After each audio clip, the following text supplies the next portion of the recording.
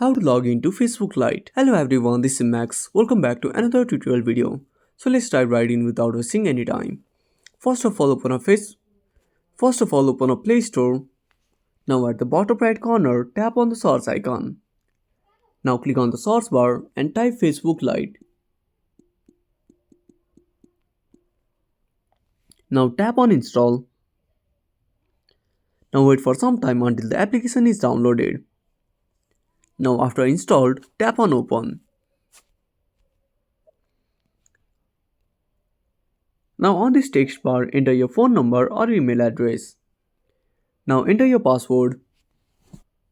Now tap on login.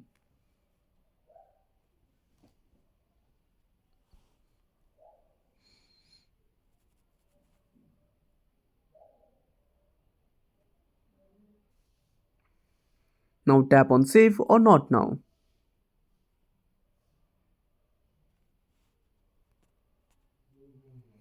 So that's it. Thanks for watching and make sure So that's it. Thanks for watching and make sure to subscribe our channel and hit the bell icon. See you in the next video.